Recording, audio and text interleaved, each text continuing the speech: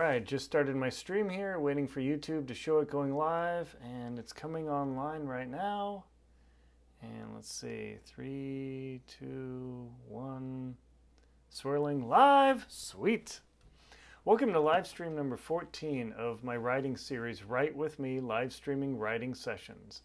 Today I'm going to be working on chapter 28 of Golden Dusk at Makena. This is my third book in the Maui Desire Series. This book is about a woman named Dana and a man named Nolan. She's running a conference, he's the videographer, and without each other, she can't get her funding for her company, and he has no work to do, and he needs this work. So, sparks fly? Yes. So chapter 28, though, things are going really sideways at this point. The main character, Dana, she had a conversation with the matriarch of the event, Olivia, and things are getting darker. So chapter 28 is all about things going deteriorating because in the end there's a clock pressure of Dana goes home, Nolan goes home, and is there no love? Stay tuned. All right, hi Nancy, good to see you. Thank you very much for stopping by. Alrighty, check the live stream here. Let me get all set up and we'll get dictating here because I've got a lot to do. My goal is to knock out 28, 29, 30, 31, 32. Ooh, 5 chapters today. Oh boy. It's going to be a long day, that's for sure. Let me check the stream health, make sure it looks stream's healthy, analytics. Awesome. Okay, let's get it done. Conference enters its full day. Final full day. Dana throws himself into work. Evening, everything's okay. Alrighty, let me just double check the outline to make sure I'm dictating the right chapter because that's always fun. Chapter 8 and then 29. Yes, this is leading to the darkest night. This is the setup for getting to the darkest night. Okay, here we go. And I just used the voice app on iOS. On the iPad here, just good old voice memos. Ultra low tech, it totally works. Yep. As you can see, just the voice memo app there. Of course, I've got my cables hooked up and my microphone, and got my lavalier on me so you can hear me, but then I've got my headset that goes into the recording. So I'm going to start the recording, and then you can see, as I'm talking, my voice comes up on there, and then when the recording's done, I just copy the transcript out of the voice app and start editing it. It's not as exciting as it sounds, but this is the life of a working author. I've written 46, 7, 8 books as Aaron R. Linsdau, so let's get it going. Let's see, everyone throws, okay. Chapter 28, Dana begins emotionally withdrawing. As the conference continues to buzz around the event center at the Grand Wailea Hotel, people feel the enjoyment and the energy, but they also feel the end nearing. As Dana walked around and she talked with people, they seemed happy but also somewhat sad. There was that happy sadness that permeated the environment of the conference center because in the end they knew that tomorrow they would all be going home, or at least the people who had to get back to work. Some of the event center folks actually arranged to stay several more days because they said, why not? The Grand Wailea is a spectacular hotel and they should continue. One man asked Dana, do you think you're going to be able to stay a couple more days? I mean, this program is so good. I mean, we would actually kind of prefer that this go on, and maybe you can mentor us, he started to ask. And Dana looked at him, easily 10 years her senior, and thought for a moment and said, mentoring, you know, that actually sounds like an interesting thing. We can think about putting together a program. And in her mind, Dana wasn't thinking about the mentoring program at all. She was thinking about Nolan, about how she might spend more time with him, but she knew the siren call of getting back with Lucy, her business partner and the CEO, to continue their business and hopefully have funding That was foremost on her mind, and that was the problem. After a moment of staring off into space, the man asked Dana, "Is everything okay?" And she snapped back into focus and looked at him with wide eyes and said, "Oh my gosh, yes, I'm so sorry. I would love to do that. Let me talk with the organizers. I've got several days at the hotel I might be able to add, and we'll work on it, okay?" The man smiled at her, tilting his head slightly sideways, and she said, No, I'm just fine. Not enough coffee, late nights, and working on this huge documentary." Just then she looked over and she saw Nolan walking towards her, doing some filming work of their interaction, and at once her shoulders lowered, but her face tightened a bit and said, "Oh, thank you. Nolan, can you meet Scott here?" "Yes." "Oh, Nolan, thank you so much for doing this. I'm excited to see what your documentary of this event looks like." Nolan stepped up and gave the man a hearty handshake, and they pumped several times. And Nolan stood back and said, "Absolutely, it's going to be great. Lots of people are featured in here, so definitely look for yourself. If you'll excuse us for a moment," Dana said. They walked apart a bit and naturally drifted together, and Nolan said, "How's it going? You seem really off." Dana looked around and said, "Hey, let's go outside for a moment, would you? Everything seems to be moving along fine. Do you need to do any more filming for the moment?" He shook his head. "No, not at all. Let's cruise outside." In 10 minutes, they found themselves out on the grass walk in front of the hotel. No, they found themselves on the vibrant green grass walk of the hotel, shaded by palm trees swishing back and forth in the afternoon trade winds.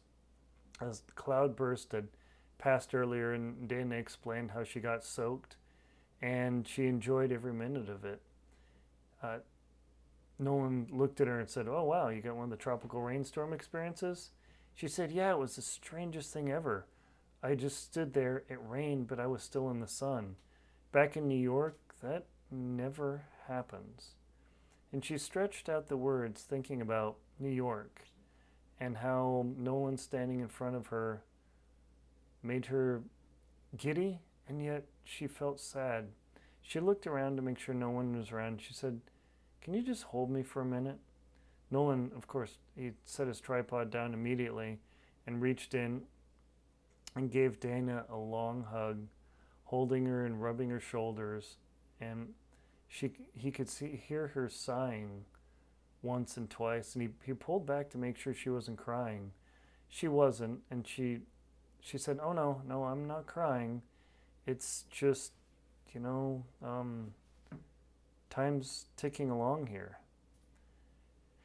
Nolan breathed in, sighed, and then stood back and reached down and grabbed her hands, his rough work hands holding her manicured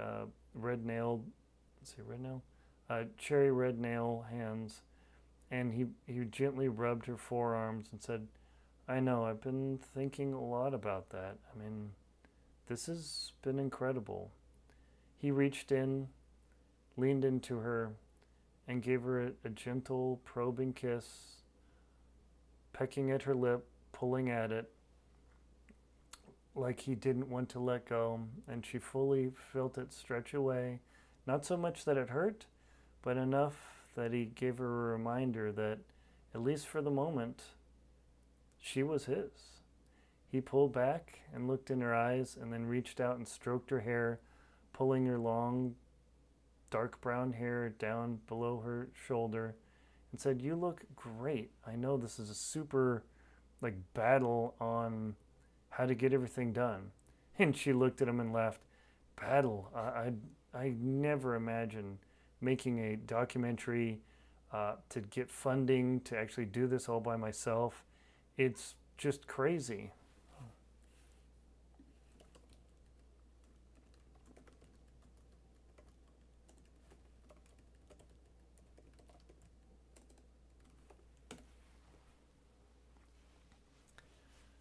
And just then a group of kids walked by, yelling and screaming, excited to be heading for the pool.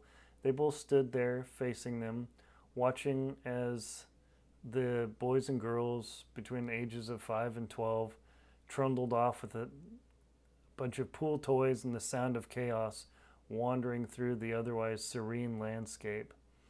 The sound of waves crashing at the distance floated into them. The surf was down so it wasn't too loud, and the gentle breeze ruffled Dana's hair. It pulled it around into her face, and Nolan reached out, grabbed it on her cheek, and slowly draped it behind her ear. She looked down, sad, and said, what are we going to do? I mean, this has been incredible, and I feel like this change has come over me. This isn't just like, oh, hey, I've got some conference notes, and I'm going to go update our webpage. You and me, and then this change with Olivia and the funding, I'm struggling. He looked at her, brushing the back of his hand against her cheek as she closed her eyes, feeling the warmth of his hand caressing against her as he slowly drew it along her jaw and then left her chin. And he reached out and held her shoulders and said, we need time to figure this out. This has been honestly one of the best experiences of my life, and you actually got me from behind the camera when we saw that turtle. At that, Dana's eyes opened and sparkled, and she laughed, saying, oh my gosh, that turtle was incredible. I can't believe you would have just hidden behind the camera. And Nolan looked around at the landscape, the perfect manicured lawn, the fences, the people standing out and enjoying the sun, and said, honestly, that's where I've hidden my whole life. And truth be told, you bring something different out in me. It sounds kind of corny, but at that, Dana blushed, and she smiled, broadening her smile, showing her pearly white teeth. And she licked her lips and bit it and pulled it back in and let it go and said, dang, I wouldn't talk to you all day, but I'm really starting to think about what's going to happen. She looked down at her watch and said, oh crap, hey, we got to get back in. I've got a talk I need to do shortly with a couple of investors. Are you going to stay out here? Or and he interrupted her. He interrupted her and said, no, absolutely not. I need to film this. Is it okay? I mean, I've been filming everything else. And she said, oh, heck yeah, let's go. So as they walked along the boardwalk, Nolan hustled his camera into his left arm and took Dana's hand into her right and clasped it like he belonged there. She didn't even flinch. She just gently smiled as they walked along. Nolan saw that she had sadness in her eyes, and he knew why. He was downtrodden. The things were going well. His documentary, the client's going to be super happy, but that was the problem. As they walked into the event center, they saw the hustle and bustle as though they'd never left.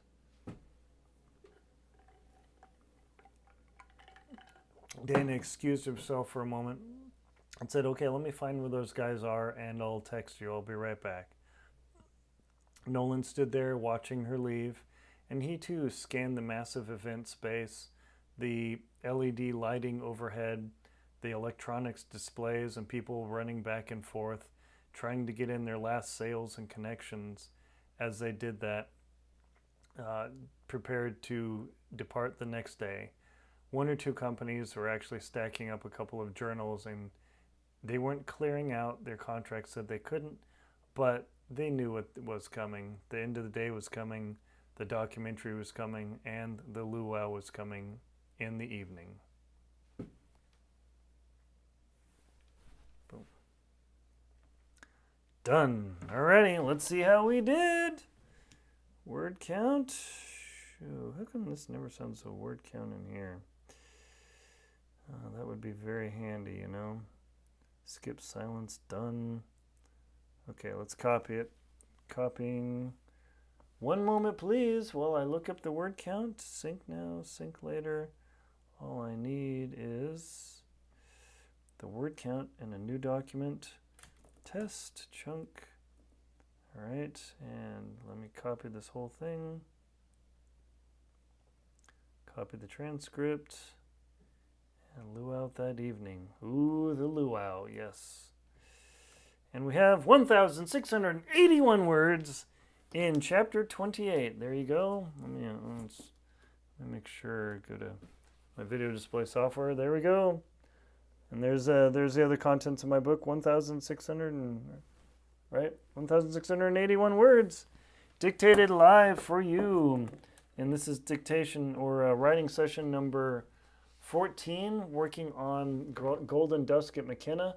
This is the third of the fourth book in this series. The first book, the Moonlight at Wailea, you can see the poster here, will be available on my website. You can download it for free. You just have to provide the email and join the mail list so you can enjoy getting updates when I release my next romance novel on aaronbelsing.com. Also, please check out my thriller and nonfiction site at aaronrlinsdau.com, where you can find out all the polar exploration I've done, all the knots and hiking guides that I can provide you, plus also the thrillers. And also explore my aaronbelsing.com website, where I have a resume. It's kind of embarrassing, but my resume, somebody suggested I write it as read books or read romance from the guy who your book boyfriend wishes he was. I read that, I was like, gosh, that's kind of cheeky. And then I thought, why not? What's to happen? Let's see, Melissa asked, how many minutes was that recording? That was 11 minutes and 33 seconds on the recording. So 11:33 recording, recording, and then 1,681 words. Not too shabby.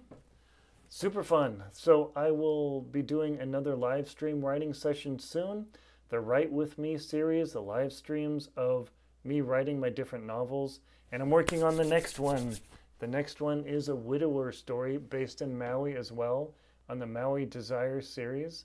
And at least for the moment, that'll finish it up. If there's good interest, I will continue this Maui series because, interestingly, I was reading an article on, gosh, I can't remember. Where's my phone? Oh, my phone's busy. An article today about how Maui has actually overtaken Paris as the most romantic destination in the world. Who knew? Yeah, that was kind of validation for writing a Maui romance series. How handy is that? But I am also going to write a Paris series as well, a Paris Desire series. And I'm going to expand this universe quite a bit. And stay tuned, because at the end of Golden Dusk at Makena, there's going to be a tie-in to the Paris series, a little bit of an Easter egg, a Brandon Sanderson, if you will.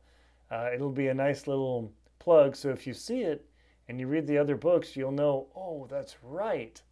Yeah, that's how I roll here. Thank you very much for watching on my live stream, and I will see you soon. Take care. Please like, comment, and subscribe.